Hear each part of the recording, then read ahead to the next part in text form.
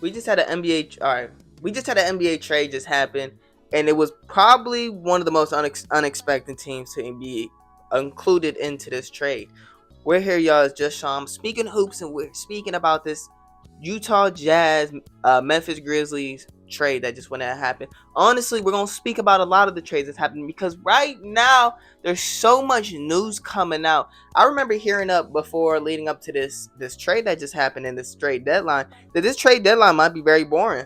We're waiting for Giannis to get traded. For other teams to now understand, like, okay, what is the value of everything? Because you look at it, Luka got traded for one first round pick. Now it's Anthony Davis, but one first round pick. Trae Young got traded for one first round pick.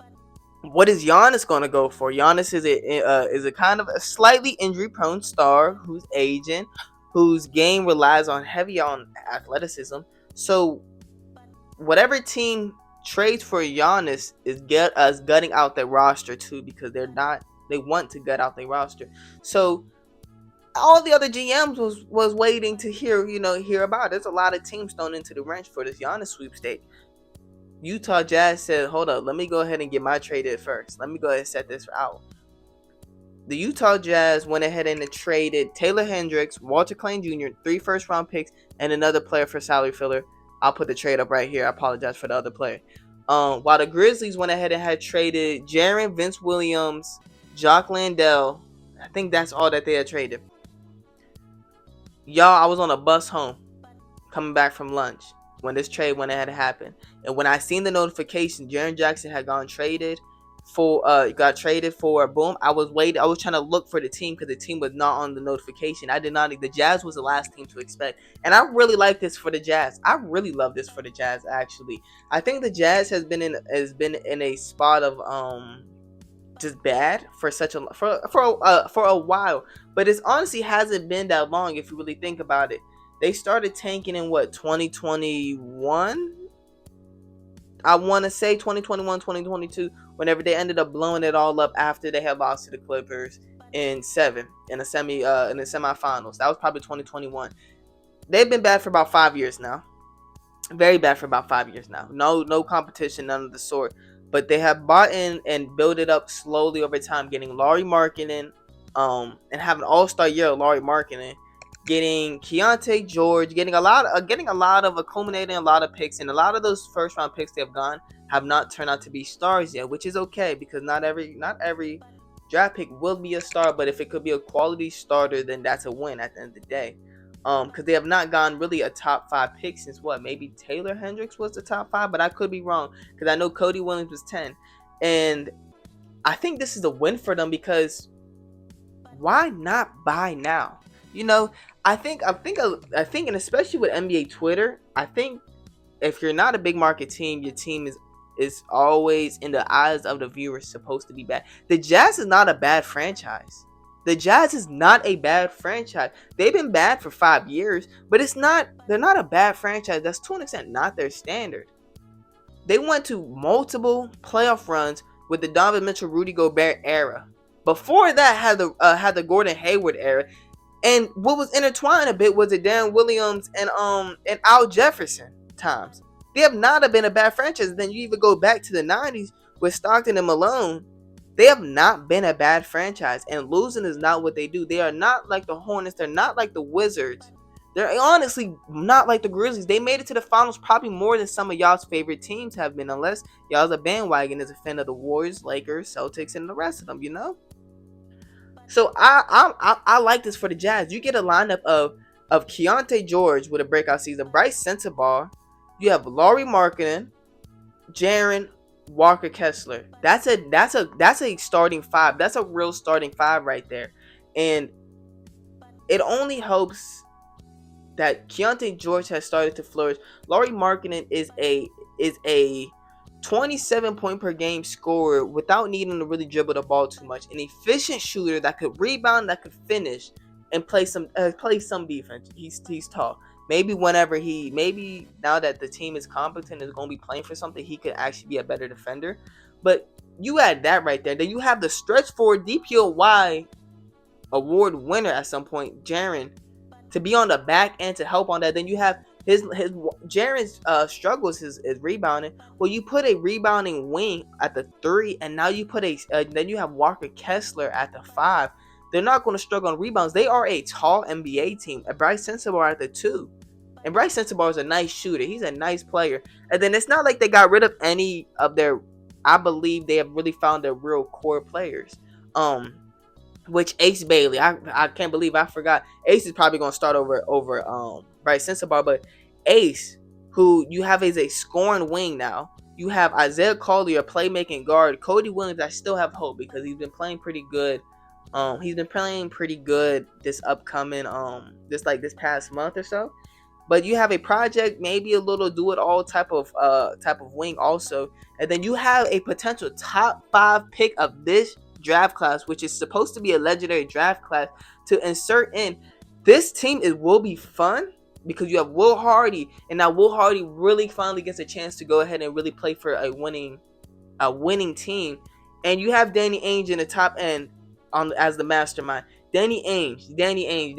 Y'all gotta peep the track record. Celtics OGM, who kind of really built up the Celtics to where they are at.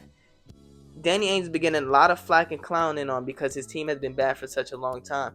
He just waited his chips. He waited his time to get to this point. And people are talking about the Grizzlies had fleeced because they got 3 first-round picks from the Jazz. The 3 first-round picks the Jazz had gone was a 2027 Jazz. The Grizzlies gone with a 2027 Jazz pick, which they're going to be competing. And it's a swap too, but they're going to be competing. So what pick is that really going to be like?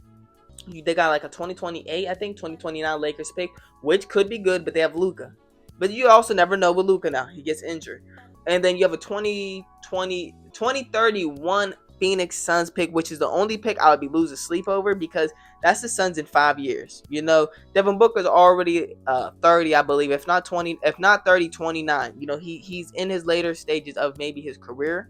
And I think Devin Booker will play to about 35, 36 years old. So, he still has some years left to go in his career. But 35, 36-year-old Devin Booker, A, is he still going to be on the Phoenix Suns? And B, if he's on the Suns, is the team actually competent? That's the only pick that I would be actually losing sleep over. But for a chance to compete now, a chance to go ahead and put in my chips now, a chance to go ahead and do something. Now, I'll get to the Grizzlies in 1 second. I just want to say one last thing with the Jazz. The Jazz they're not winning this next year. This next year is going to be a heavy learning year next year. They're not going to be a first seed or second seed or third seed, but I think they would definitely compete with these upper teams. The Timberwolves, the Lakers, the Warriors, depending on what they do. The Clippers, depending especially what they do.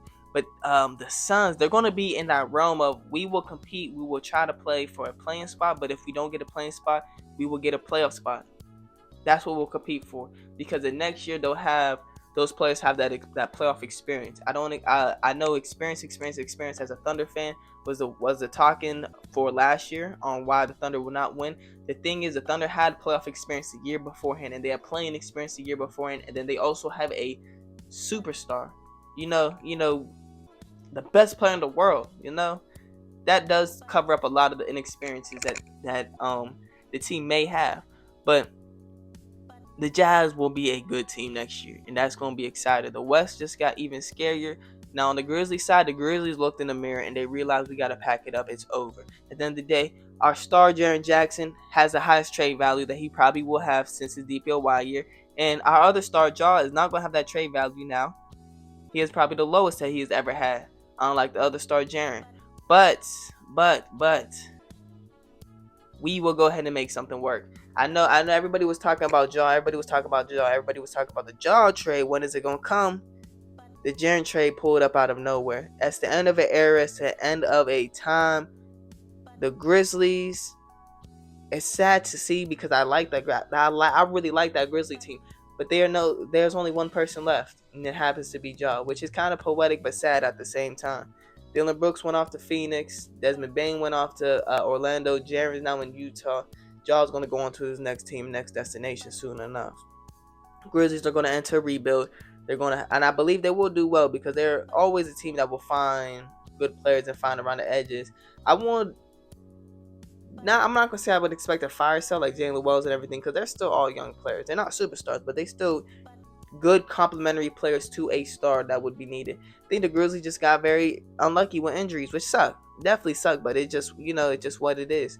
Um, got a couple picks. They have 8 picks now. They got like what, 4 picks out of the Desmond Bain trade, and they got 3 out of the Jazz trade. So 7 picks on top of their own picks, on top of picks that they have gone already, and on top of the picks that they may get out of this Jaw trade. Maybe 1 pick. If Trae Young went for 1 pick, I think Jaw definitely going for 1 pick. But I digress and say they put themselves in a position to make their future brighter and make moves down the line, which is always what you would want your organization to do, even if they're going into this rebuilding phase. Now, another trade had happened whenever I was coming back home too. The Bulls made a move with the Pistons and the Timberwolves. Now this has some real domino effect. The Bulls got Jaden Ivey. I really love that for the Bulls. I think Jaden Ivey is a good player still, a good NBA player still, a good promising NBA player still. Just it sucks that the Pistons, it's kind of like the Josh Giddey stuff, honestly. Jaden Ivey just had kind of not fit his role a little bit. Whenever you get the pairing of K to Jaden Ivey, it was an interesting pairing because they both kind of ball dominant guards, kind of opposites, but not really. K playing this slower, more methodic tempo, while Jaden Ivey is this fast-paced guard, smaller guard. How would they ever pair up and work together? And I don't believe they paired up amazing, but they didn't pair up terrible. It's just that Jaden Ivey ended up getting that injury at the end of last season and never got a chance to play again with this core that was starting to good and bubble. And now they're the first seed. Trying to implement Jaden Ivey back in, he got to play off the bench. But you got Jenkins coming in, and Jenkins is hooping his butt off, especially on a smaller contract. Jaden Ivey got to get paid next year. You might as well get something out of him because he's not coming back to Detroit.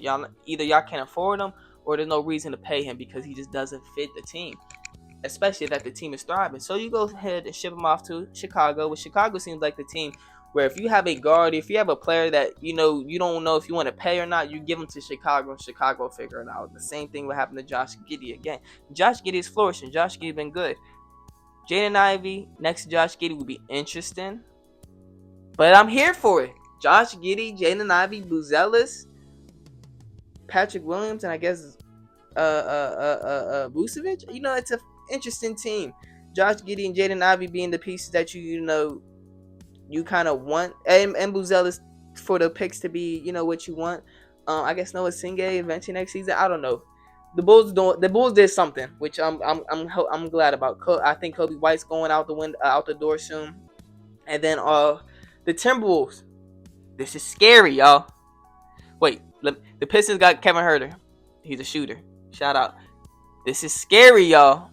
As a Thunder fan, but just in general. They gave up Mike Conley to go to the Bulls. They freed up $10 million.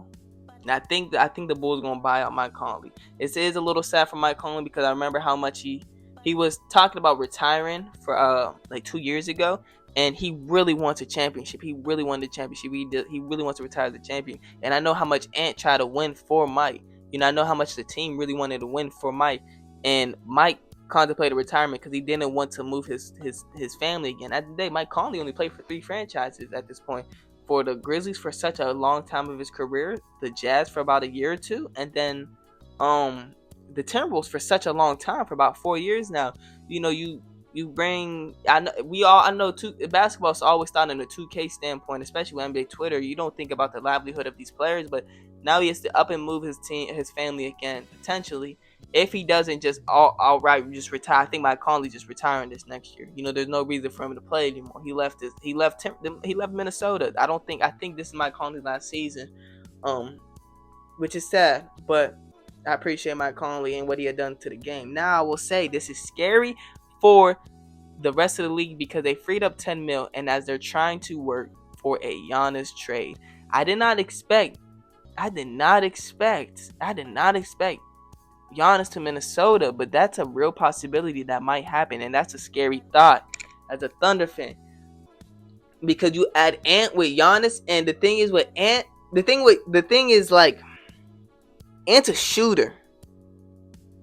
Dame's a shooter too. Dame's a better shooter than Ant. Ant's younger and is an effective shooter and he could drive. It's just gonna be crazy. Um, that's a scary parent. I've also seen a little bit of rumors that the Warriors might be shipping Draymond Green. Oh, that's crazy. Draymond in another jersey. I can't see it, y'all. I cannot see it, y'all. I'll be back for another trade. I heard another trade gonna be coming soon. I'm back. We're talking hoops more. Just talking in general, basketball, all things about NBA basketball. I'm not too much in college, this and the third. But I will be back, y'all. Jordan comeback. 3-peat again. First 3-peat. Love y'all. Peace.